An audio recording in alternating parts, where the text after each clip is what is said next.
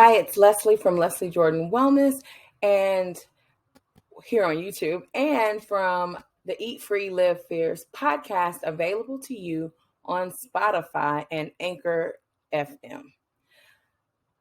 Today, I want to recognize how heavy hearted we are feeling after the tragic school shooting just a couple of hours from where I live here in Texas, in Uvalde, Texas. And that one, very, very hard to deal with as a former um, educator, elementary educator. I just can't imagine what that community is feeling. And also the very tragic race-based shooting in Buffalo, New York. So as you can imagine, with no end in sight to senseless gun violence and other forms of violence, it's very difficult to feel hopeful about the future, about day to day living. And it seems like we're always under some type of attack, whether it's personal rights, human rights. It just seems that it's very difficult to maintain some type of optimism at times. Um, Today, I wanted to come from an emotional health perspective and offer maybe some tips and ways of reframing or thinking about things that maybe can help you foster a sense of hopefulness that doesn't deny reality, but actually can help us face the facts of reality and put us in touch with our emotions, accepting the emotions that we're feeling, and then effectively and completely processing those very deep emotions. So that's what I want to talk to you about a little bit today. I have three kind of areas that I usually coach on about how to maintain a little bit of hopefulness, and that's what I want to share with you guys today. My first note is, as always, manage your stress. Managing your stress is often the best way to create that space for um, hopefulness or optimism because there's such a strong connection between the body and the mind. So, stress, as you know or have heard, hopefully, can trigger all types of things like inflammation and other health issues, digestive issues. So, it's so much easier to feel hopeful or to see something positive when your body is not also at a heightened level from stress. So, some ways that you can minimize stress and create that space, of course, as you have heard by now, it's 2022. Practicing your self care, whatever that looks like for you, maybe even up in the game a little bit. This is a time where you want to really nourish your body, mind, and spirit with things that are positive and uplifting, things like creating and sticking to a consistent bedtime schedule and getting enough sleep, thinking positive, whether that's just looking at the bright side or enjoying something that happens all the time, like a hug from your child or a snuggle with your pet. Yes, you want to really try to find those things that are positive in your life. Um, Also, shifting your focus, empowering yourself by concentrating on the things that you yourself can control. That locus of control is super important here, and just let go of the rest. You may need to set some boundaries and maybe look at reprioritizing some things in your life, but definitely try to narrow your scope and your gaze right here during these times. Additionally, take breaks. Take breaks at work. Take a long leisurely break if you're able to. If it's the weekend, take a nice long nap if you can, or just rest.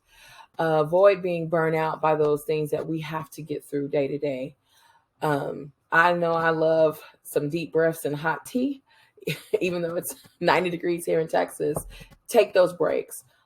I'm giggling, and that's my next tip. Laugh it up. Find an opportunity to laugh. Be with someone who can put a smile on your face. Humor can help calm you, and it also obviously can help make you feel a little bit happy. So, share in those humorous moments and really try to find a way to find something humorous about your daily life, or watching something that is funny just for the sake of humor. Naturally, I'm going to say limit social media or news feeds. That's another way you can also take a break. And then finally, for that reduction of stress in particular, managing to find time to have some moments of solitude, whether it's meditation, prayer, reflection, or journaling. Um, those are important to help keep that stress level down and to start putting those emotions out there in a way that you can process them. And I'm going to talk a little bit more about that a little bit later. Another way born out of tragedy, unfortunately, is typically a rallying cry within communities and our countries for change or to take action in some way. So, that connection with others is something that can really help.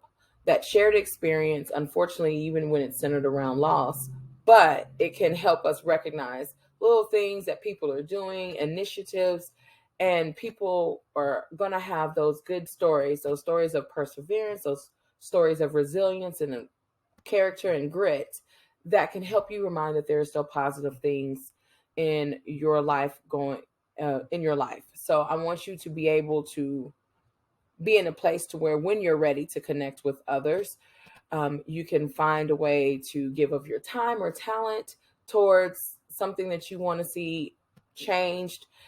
Connecting with others also helps us cultivate an attitude of gratitude, and being thankful is a foundation for positive thinking. When you connect, you also can maybe give of your resources, like I was saying, your time or talent. But even if you have money or volunteering your services, if you can do that in connection with others, in a large group, that's great. And even in the smaller sense, doing extra chores for elderly or disabled neighbor or family member can be really beneficial and help you be gracious, have gratitude, and be positive. That connection with others. We're humans, we're social animals, so even a little bit of connection can really help. The last tip I want to say about connecting with others and is just being nice online. That will go a long way. And sometimes it's difficult. So, again, if you have to tap back into limiting your exposure, but being nice online can go a long way in your mood.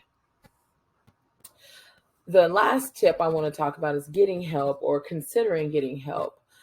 If you are struggling to turn a corner with sadness or grief or strong feelings of wanting to just be isolated. So that's my last tip. Don't isolate yourself. If you feel like you're stuck in a downward spiral and you just can't move past a loss or any tragic event, there are so many helping health professionals. You have so many different types of people to choose from. They can be a coach like myself, they can be therapists and counselors, they could be clergy or religious, your religious or faith organization and affiliation staff people. They can be peer counselors, they can be support groups. There are grief hotlines, there are grief centers. So reach out and get help. And even just gathering information can really be helpful. Along with that, getting help, and this is kind of like a bridge, um, knowing those people that you need to be around can also be helpful. Just knowing that if you have friends that are more on the neurotic side or negative energy side, those probably aren't going to be the people that help you bring you out of a dark day. So consider where you are spending your time and who you're spending that time with. I wanted to share also three short reflective prompts that you can use, and hopefully you'll find some help or usefulness with them as you process these negative emotions. Excuse me there. So there's one for each area that I shared. So the prompt for managing stress is, what is the one thing that you can do to make it easier for yourself today? You may have to ask yourself this question every morning for several days, and that's okay. What is the one thing that you can do to make it easier? And a spinoff from that would be, what is one thing that you can put on the shelf or put on the back burner as you process these emotions? Being emotionally wrought and overwhelmed takes up a lot of energy. It's a very demanding process on our bodies and immune systems and on our mental health. And so doing what you can do for yourself to make it easier is important. That is important self-care, and being aware that there are things that you can let go of and need to let go of is a big step. So consider that prompt. What is one thing that you can do to make it easier for yourself today? And again, repeat for as many days as you need to. Connecting with others, the tip I would like to give you, or the reflection I would like to ask you to do, is write a list of people that you can turn to in times of sadness. So this is where you can really look at that network that you have and know who are your people who can provide a laugh, can provide a hug, can provide some insight, can provide some calming words, who can provide, talk to you in a meditative and reflective and uplifting way, in a positive way. They can be anybody you know. So write that list of everyone that you know you can count on to help you feel better, someone with experience maybe, and how they came through and persevered through a difficult time. So take some time to create that list, and then put that list somewhere where you need to see it, whether it's on your refrigerator like the good old days with the magnet, or if you need to create a special list or group chat in your phone. Do that so you have those people at the ready and you don't have to expend additional energy trying to figure out who those people are. So get that list together. And then finally, on the point of considering help, do you feel comfortable asking for help? This is a time for you not to provide any judgment to your thoughts or emotions that may come up for you. Just curiously explore why you would feel comfortable asking for help, and maybe who or what type of help that would be. And then also, if you're not comfortable, figure out why. Just explore why you're not comfortable. Helping professionals have tools and resources and strategies at their disposal, and they are looking to help you. Is it a money thing? Is there a block there about being able to afford outside help? Is there a block about thinking help is ineffective? Is there a stigma there about asking for help? Consider all those things without judgment. There's no need to attach anything to your thoughts. They're just thoughts, and we can always change or reframe our thoughts. Just see what comes up for you and write about it if you are a journaling type of person, or record it in an app, however you need to do to process it.